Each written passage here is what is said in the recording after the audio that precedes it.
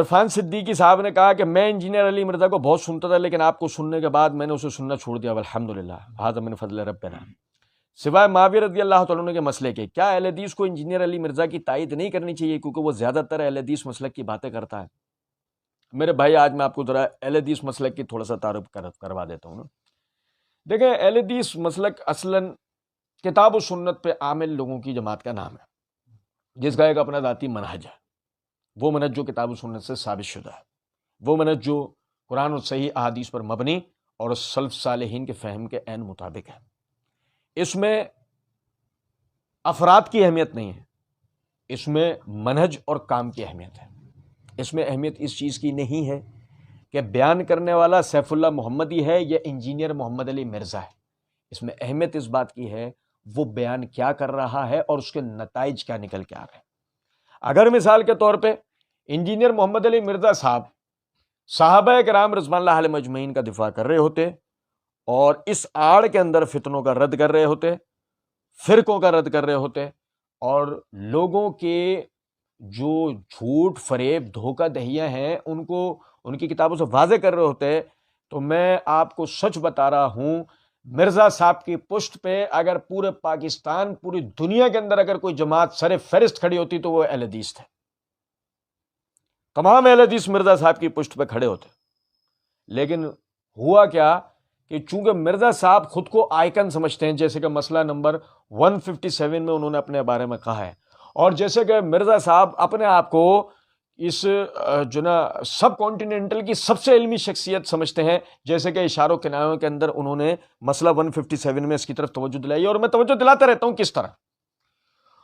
بلکہ مرزا صاحب نے مسئلہ 170 کے اندر یہ بھی کہا ہے کہ سلف صالحین نے جو علم بیان کیا تھا نا وہ سمجھائی میں نے۔ تو آپ سمجھیں ذرا اس بات کو کہ اہل حدیث حضرات والی اگر مرزا صاحب باتیں کر رہے ہوتے ہیں اور اہل حدیث کو ان کی تائید کرنی چاہیے تھی، تو مرزا صاحب تو خود کہہ چکے ہیں جو سلف صالحین بیان کرتا ہے اسے تو بتاتا ہی میں ہوں، تو اہل حدیث کس کھاتے میں؟ بھائی اہل حدیث کی کوئی حیثیت بچی؟ اب مرزا صاحب تو کہہ رہے ہیں بتایا ہی میں نے، آپ کہہ رہے ہیں سوال کے اندر وہ زیادہ تر اہل حدیث مسلک کی باتیں کرتا ہے۔ وہ مرزا صاحب کب کہہ رہے ہیں بات کہ وہ اہل حدیث مسلک کی باتیں کرتا ہے؟ وہ تو کہتے ہیں سلف نے جو کہا وہ سمجھا ہی میں نے۔ یہ تو آپ کا مرزا صاحب سے آج تک کا حسن زن ہے جو آپ مرزا صاحب کے لیے بات کہتے ہیں کہ وہ اہل حدیث والی باتیں کرتے ہیں۔ اچھا، اب ایک اور بات سمجھیں، میں آپ کو دعوت فکر دیتا ہوں، آپ اہل حدیث کے منہج کو پڑھیں، آپ اہل حدیث کے منہج کو پڑھیں۔ اگر آپ اہل حدیث کے منہج کو پڑھ لیں گے، میں شرطیہ یہ بات کہتا ہوں، آپ مجھے دنیا کے کسی بھی کونے میں بلا کے مرزا صاحب کے ساتھ اور ایک معتدل مرزا صاحب کا مقرر شخص بٹھا دیں، مرزا صاحب ثابت کریں اس بات کو کہ مرزا صاحب کا بیان کردہ کوئی ایک مسئلہ بھی مسلک اہل حدیث کی نمائندگی کرتا ہے تو جو چور کا حل وہ میرا۔ میں ثابت کروں گا کہ مرزا صاحب کا بیان کردہ ہر ایک مسئلہ روافض کی نمائندگی کرتا ہے۔ میں نے کیا کہا؟ میرے جملے کو غور سے دوبارہ سن لیں، میں لائیو دہرا رہا ہوں کہ مرزا صاحب نے کوئی مسئلہ کبھی اہل حدیث حضرات کا بیان کیا ہو، مرزا صاحب نے اہل حدیث حضرات کا کوئی عقیدہ نظریہ بیان کیا، گارنٹی سے میں یہ بات کہتا ہوں جو چور کا حل وہ میرا۔ اگر مرزا صاحب ثابت کر دیں میرے سامنے بیٹھ کے، میں ثابت کروں گا مرزا صاحب نے آج تک جو بھی بیان کرا ہے وہ سب روافض کی جو ہے تائید میں بیان کرا ہے۔ اور رہ گئی یہ بات کہ بھائی سوائے معاویہ رضی اللہ تعالیٰ عنہ کے مسئلے کے جو ہے وہ اس کی ہم تائید کر لیں، آپ میری بات سمجھیں، آپ منہج اہل حدیث پڑھیں، مرزا صاحب کو سنیں، میں اس سے بھی پہلے آپ کو دعوت فکر دیتا ہوں، آپ مرزا غلام احمد قادیانی کو پڑھیں۔ آپ یقین کریں کہ اگر مرزا غلام احمد قادیانی کو یوٹیوب چینل حاصل ہو جاتا، آج مرزا غلام احمد قادیانی کے فالوورز مرزا انجینئر کے فالوور سے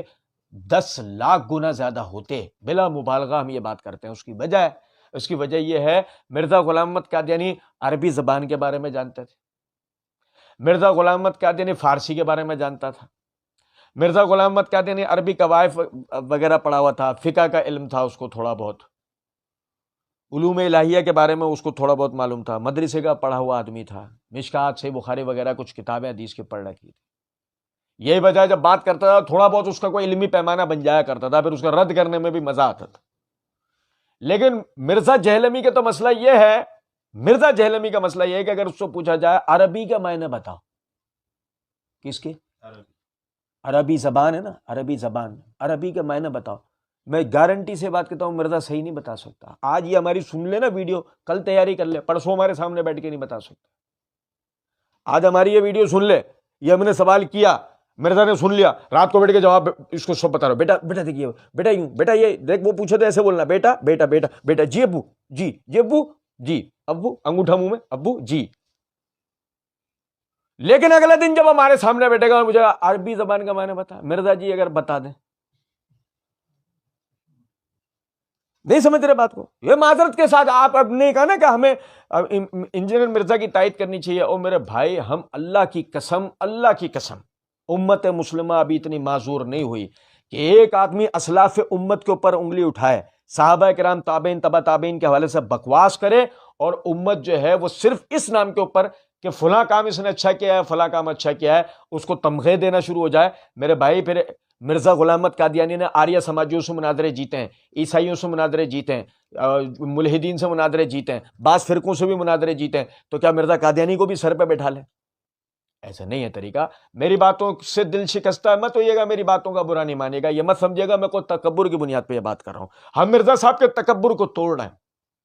جو مرزا صاحب اپنی جان کے اندر ہی فرعون بن کے بیٹھ گئے نا، ہم اس کو توڑ رہے ہیں. ہم یہ بتانا چاہ رہے ہیں کہ آپ سمجھیں اس بات کو، مرزا صاحب نہ تو اہل حدیث تھے، نہ ہیں، نہ کبھی ہو سکتے ہیں الا ماشاءاللہ، اور نہ ہی مرزا صاحب کو اہل حدیثوں کی نمائندگی کر رہے ہیں کہ جو آپ کو یہ ہو کہ جی ہمیں ان کی تائید کرنی چاہیے یا آپ کو ان کی تائید کرنی چاہیے. بلکہ میں آپ کو یہ کہوں گا، آپ کتاب و سنت کا مطالعہ کریں. میں یہ نہیں کہوں گا آپ مرزا انجینئر کو یا کسی کو نہ سنیں، ہم ایسے، ہماری دعوت نہیں ہے. ہم نہیں کہتے کسی کو کہ فلاں فلاں کو نہ سنیں، ہم تو بس صرف اتنا کہتے ہیں جس کو چاہے سنیں، لیکن علماء کے ساتھ رابطے میں رہیں، کتابوں کا مطالعہ کرتے رہیں، جو حوالہ جات سامنے والا دیتا ہے اس کی تحقیق لازمی کیا کریں.